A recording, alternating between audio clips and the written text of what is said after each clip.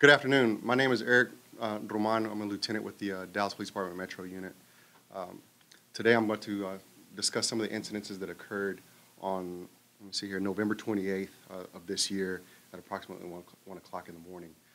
Metro officers were working in the Northwest Patrol Division when a call for person in danger, high water, came out. There was a few officers, actually there was a few from Metro and then a whole host of others from Northwest Patrol. At that time, the weather was really bad, a lot of rain, multiple calls of wrecks.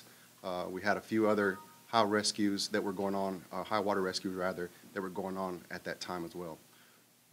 At that time, we responded to the 10200 block of Wildwood Drive, and while we were there, the call was coming through dispatch, being sent from our 911 to our dispatch, and dispatch did an outstanding job and getting that information sent out to the officers who were in the location. That area is it's a very dark area. It's almost a two-lane, almost like a farm and market road. It's very dark, but at some point it does cross as one fork of the Trinity River.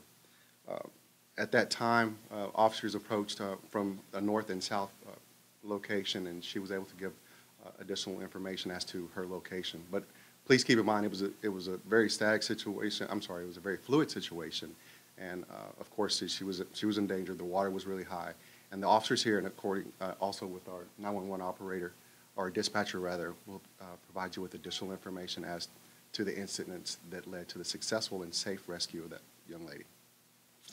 I will introduce to you today one of the couple of people who are here with me. Daniel Jamison, Jamieson, Senior Corporal, badge 9370, and Raciel Hernandez, badge 10006. Raciel's first name is Raciel, Hernandez, Hernandez. LaShawn Proctor. LaShawn Proctor. So at this time, what I'll do is turn it over to Daniel Jamison, and he'll give his remarks regarding the incidents and the activities of that night. Myself and my partner responded on the southern side of this incident. We were out there along with Sergeant Brian Simons. We were listening to the radio traffic about her, the water being up to her chest, the water being over the headlights and taillights of her vehicle. We made the decision that we would enter the water and attempt to see if we could locate her. She wasn't sure where she was at. We entered the water, like I said, at the southern end, and waded out. Water got up to about chest deep for me, and we went out there, tried to locate her. While we were out there, we heard over the radio traffic that my partner, Hernandez, located her. They could see her a little bit further down on the northern end, and they went in and pulled her out. Obviously, it's dark. It's the middle of the night. It's raining. It's pouring. You're up chest deep in water. You're not exactly sure where you're going or how. If there's another drop off or if you might get carried away. What's going through your mind when you're wading out in the dark, chest deep in water to try and find someone? What are you thinking? We're just trying to find her. She's obviously in desperate need of help. She's on the phone in distress, and all we're trying to do is get to her. You're not really thinking. You're just trying to get to her. So that's about it. I know you're an officer, and I'll ask the question anyway. Was it scary? Were you scared? No, I didn't really have time to be scared. I was just thinking about trying to get out there and get her so we could get her out. I guess, did you have here the water was up past her stomach.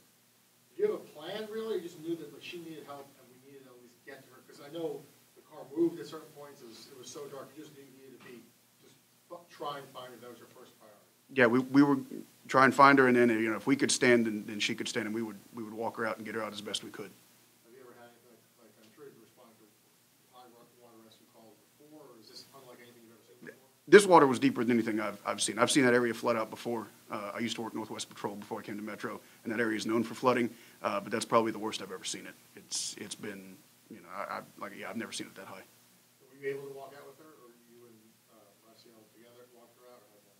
No, I was on the southern end. She was on the more northern end of it. So we never ended up getting to her. It was Hernandez that was able to walk out and get to her.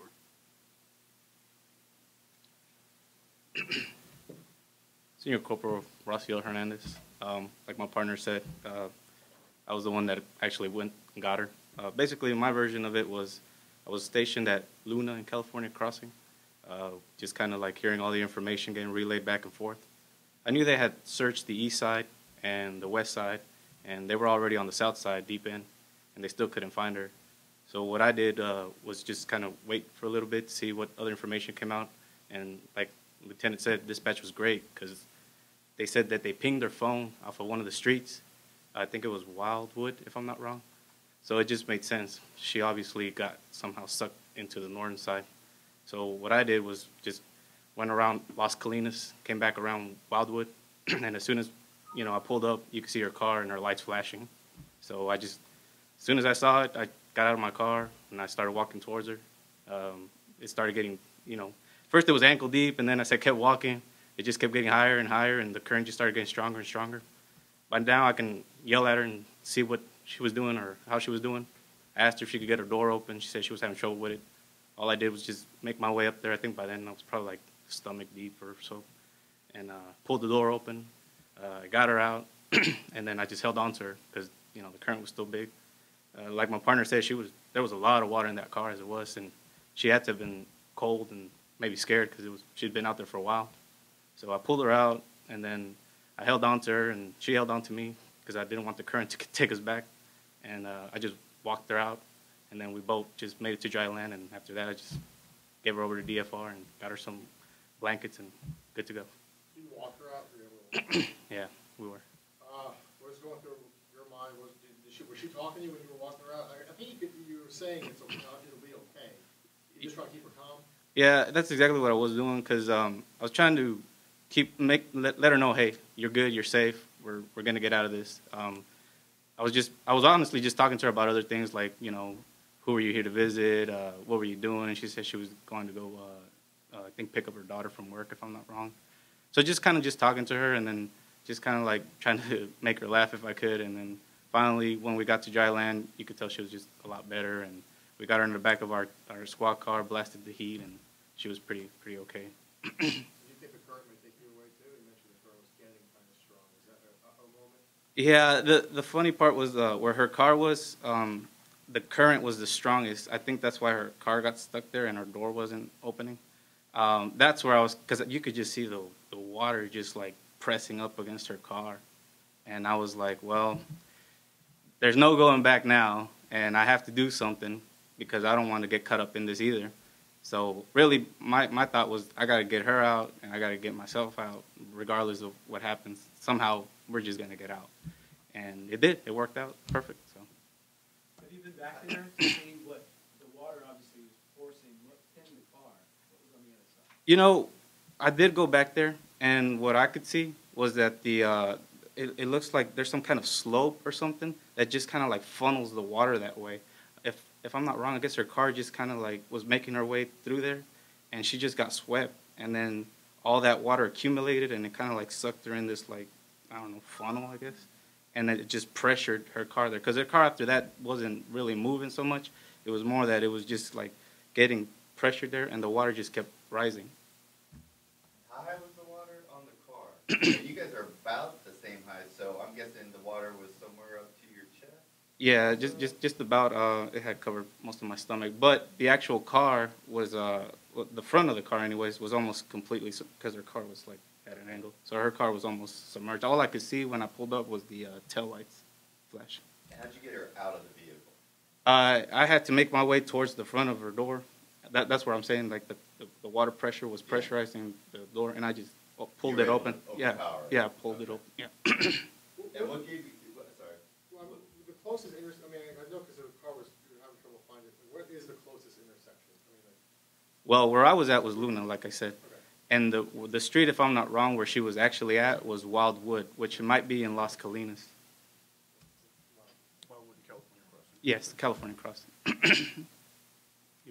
I was just going to say, I know you you guys train to think under pressure and everything, but I don't think you don't really do high water rescue, but here you are, you have the presence of mind to get this woman out, and you're even cracking jokes trying to get her to relax, and like, what do you credit your presence of mind and your ability to save this woman's life?